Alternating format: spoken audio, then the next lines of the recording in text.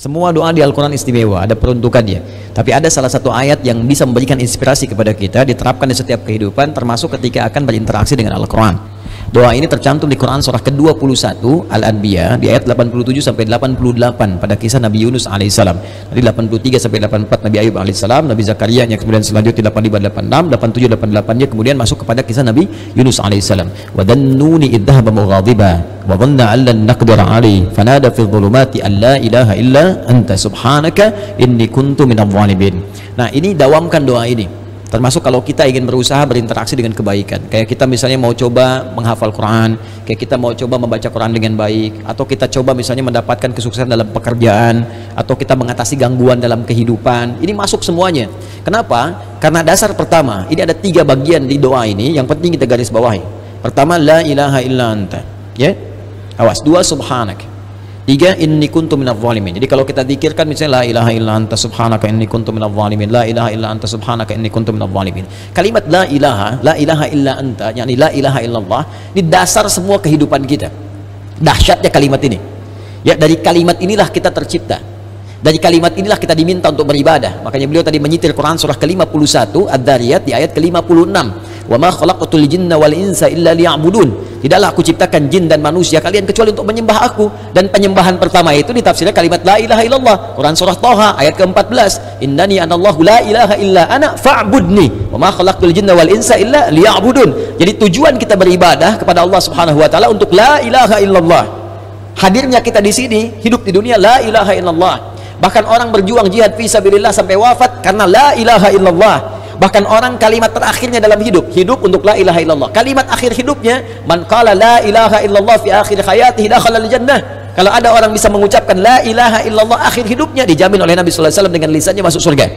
Bayangkan, kita hidup untuk la ilaha illallah, berjuang untuk la ilaha illallah, wafat pun bisa mengucapkan la ilaha illallah, dijamin semua kebaikan. Jadi ketika kita berdoa menggunakan satu kalimat ini kepada Allah, seakan-akan kita mengatakan, ya Allah, bukankah dengan kalimat ini, bukankah dengan kata ini aku dihidupkan untuk beraktivitas, bukankah dengan kata ini aku diminta beribadah, bukankah dengan kata ini aku diminta untuk berjuang sampai wafat? Maka dengan semua keistimewaan di kata ini, ya Allah, mohon kabulkan, aku ingin minta sesuatu. Aku sakit, mohon sembuhkan, ya Allah. Aku dikerjai orang, mohon lindungi, ya Allah. Aku punya kesulitan, mohon mudahkan, ya Allah. Subhanak. Subhanak, kata subhanak itu menafikan semua yang tidak setara dengan sifat-sifat Allah. Ya, contoh orang mengatakan Allah punya anak, makanya turun Quran surah kedua ayat 116.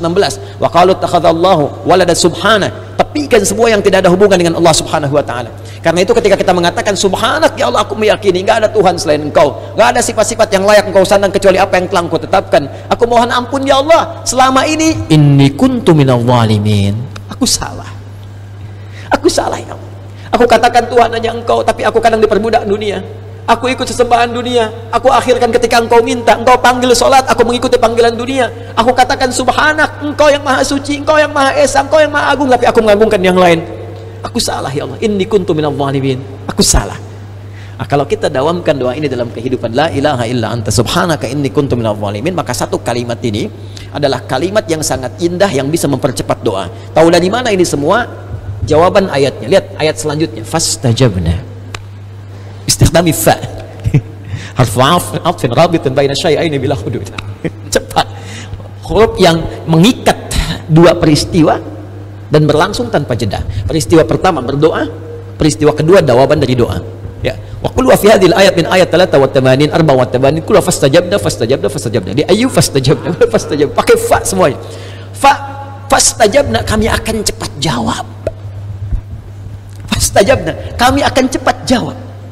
Ya, jadi ketika Yunus alaihissalam memohon kepada Allah, jawaban dari Allah langsung mengatakan, siapa yang mengucapkan man qala la ilaha illa anta subhanaka inni kuntu minadh dhalimin fastajabna, kami akan jawab, kata Allah Subhanahu wa taala. Ya, ya, lalu apa yang terjadi kepada Yunus alaihissalam? Fanajainahu minal gham.